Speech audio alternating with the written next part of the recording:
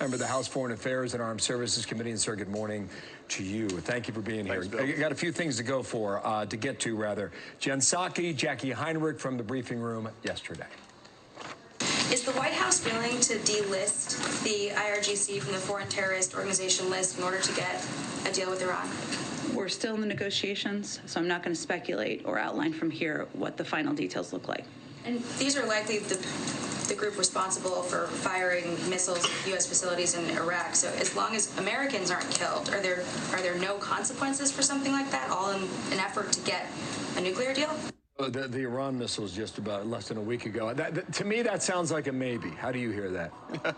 Absolutely. That's what it sounds like, Bill. They will consider anything to get this deal done, which makes no sense. I mean, Biden is actually ignoring the situation he's created by allowing Putin to do what he's done in Ukraine. Every despot in the world wants a nuclear weapon. Iran is not going to conform to any deal we make with them. It's just preposterous. Okay, so there was another report crossed yesterday, not confirmed by Fox, that we would allow Putin to build the nuclear sites in Iran, which would help him evade any sort of sanction for building that. And the contract's enormous. It was reported at $10 billion. Have you heard this? Is it possibly true? Yes, we have heard that inside this new deal, Russia will be allowed to build the nuclear reactor to the tune of $10 billion, all while they're committing war crimes in Ukraine and under sanctions from the United States. It's that crazy. Yeah. There are two tracks here now, okay, and we're going to try and piece this together, and I want to get your reaction to it. Sure. It appears, in my view, that the Biden administration wants to enable the Ukrainians to fight to a draw, which forces them to a truce with Putin, but not to go over the edge, which would elicit some sort of reaction from Putin, because they want to keep him at the table of the Iran nuclear negotiations that are ongoing at Vienna.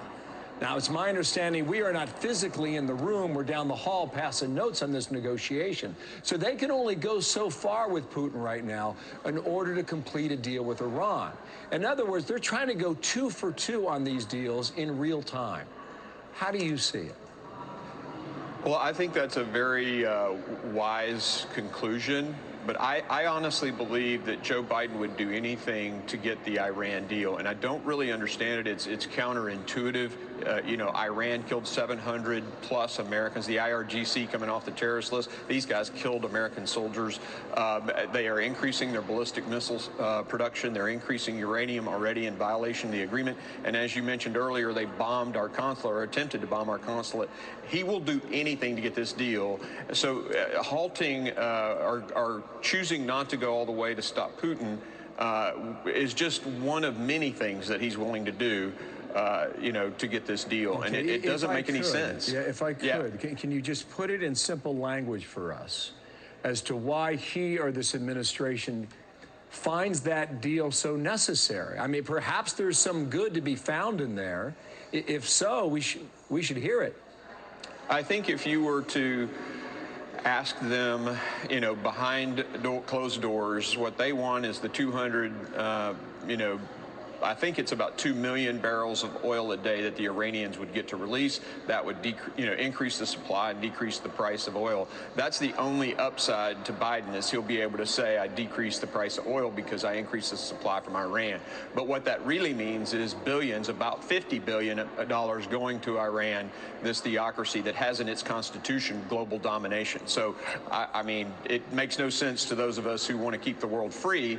I guess it makes sense for Joe Biden if he wants to decrease oil prices. So the net result of that would be Iran would be a nuclear power at some point. Yeah, I mean, that's right. And that means exactly others right. in the neighborhood are going to drive forward as well. And the one thing the Ukrainian war taught us is that Putin's got nukes. He threatened to use them. And if you've got nukes, no one will interfere if you want to destroy the country next to you. Yeah, that was the point I made at the first. He's just ignoring the situation that he's creating by propping Putin up. Now despots all over the world are going to want a nuclear bomb. Proliferation is going to be out the window. Mark Green, thank you for your time. Republican Thanks, from Bill. Tennessee.